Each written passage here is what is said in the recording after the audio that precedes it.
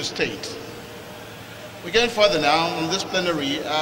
For you that have the program with you, we're shifting one plenary up and bringing the one up down. And the one that we're taking now is that of partnership between the federal and state governments for national development. That's the plenary that we're taking now. And to moderate with us, Joe Abba. If Joe Abba is with us, he is the country director, Nigeria, Development Alternatives Incorporated. Joe Abba will be moderating on this plenary.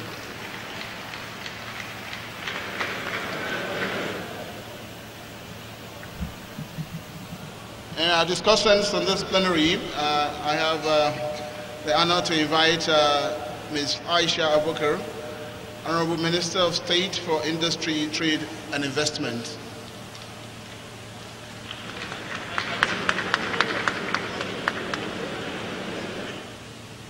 We also have Honorable Minister of State for Budget and National Planning, Zainab Shamshuna Ahmed, to also be on this plenary.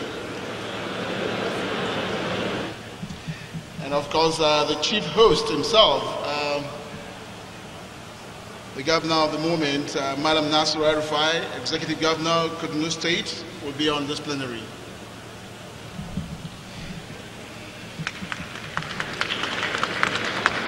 This plenary is to look at the strategic partnership between the federal government and state government, which cuts across different sectors with the aim of delivering socio-economic development to the people. And if you're ready, Dr. Joe Abba. Thank you very much. Your Excellency, Honorable Ministers, ladies and gentlemen. The business of government is essentially to provide a better life for citizens. Better health, better education, better infrastructure, food to eat, a future for the youth. The major development plan that we currently have, the Economic Recovery and Growth Plan, does recognize the importance of subnational coordination. And it says that states and local governments indeed have a critical role, often a leading role, in many of the strategies outlined in the Economic Recovery and Growth Plan. The difficulty is that many of the states find it difficult to even manage their recurrent obligations, such as salaries. How do they support the implementation of the Economic Recovery and Growth Plan when the federal government is simply too rich? Who wants to go first? Honorable Minister of Budget and National Planning. The federal government is too rich. Dr. Abba, I'm surprised. You said the federal government is too rich?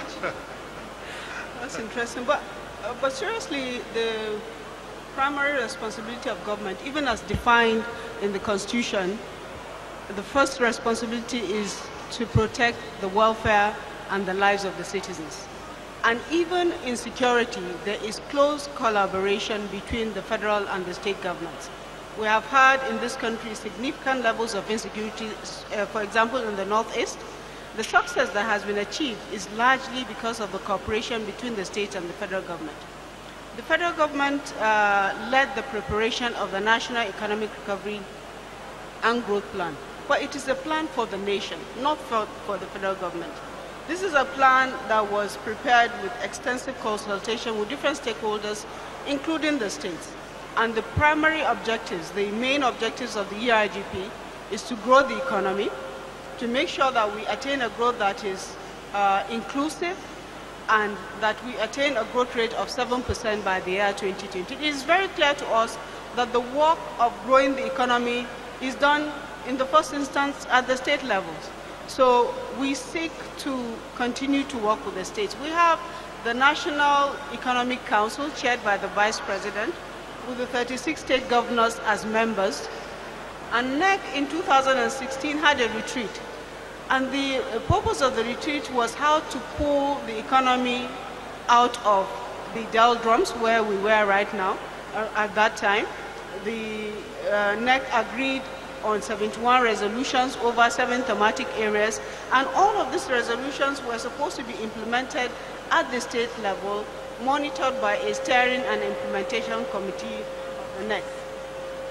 The growth of the economy that we have witnessed, the pulling out of recession that we have witnessed, had largely to do with the improvement of agricultural sector, and farming is of course done at the state level. Of course, in the agricultural sector, the federal government has provided the Anko Borrower program is only to enhance the work of the farming at the state, to provide financing to the smallholder farmers, and this is we have seen how significantly it has improved.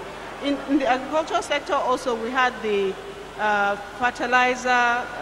presidential fertilizer initiative, which is an initiative between the federal and the state government. This initiative has seen today up to about 14 fertilizer blending plants that were moribund now working, producing up to 2.2 million metric tons of fertilizer per annum, providing fertilizer at low prices. We had witnessed prices of fertilizers that had gone up to about 12,000 naira, and now fertilizer you can get it at 5,500 naira. There are several things that federal government is doing in the financial sector. For example, the federal government had to work out a support program together with the states, providing 2 rounds of bailouts, as well as enabling the states to put in place fiscal sustainability plans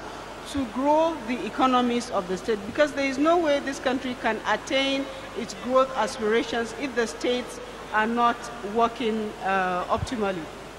And then let me just say also that in partnership with the states, we have had several trade interventions, such as the National Competitive Council, which His Excellency, the Governor of Kaduna State, chairs. They have done so many initiatives.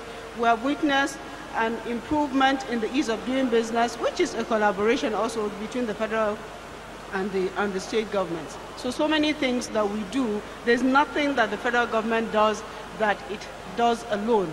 It has to do it together with the state government for us to achieve the best results. Thank you, Honorable Minister. Just a follow-on question to that. And it's interesting you mentioned the fiscal sustainability plan, which has about 22 items that states are supposed to comply with. And in my experience, you start to get states to behave differently, most states to behave differently, when there's either an incentive for them to do so, or when they sit together and decide that they're going to implement something. And so the fiscal sustainability plan falls into the first, where there's an incentive for them to do so if they are to continue to get the support of the federal government. How is that going? How are the states responding to this fiscal sustainability plan? So far, it has gone very, very well. And we are really satisfied with the progress that has been achieved at the state level. Actually, it has gone beyond what we expected, because not only were the plans put in place, but they are being implemented on a sustainable basis. We have seen states increasing their expenditure controls. We have seen states trying to manage better their debts. We have also seen states significantly increasing their internally generated revenue. But most importantly, we saw states cleaning out their payrolls and reducing the size of wage bills that they carry, allowing the state to use money for other things that are important for the citizens. Okay. Thank you, ma'am. I'll go next to the Honorable Minister of State for Industries, Trade and Investment. And one of the areas that Kaduna State is interested in and has a huge potential on is in the area of mining. What is the federal government doing to support solid mineral development at state level? Again, I know it's one of the areas that the ERGP had mentioned that was an opportunity to grow non-oil investment. I know you're not directly involved in the day-to-day issues of mining, but it's part of the It's part of the means through which we're trying to attract investment into the country.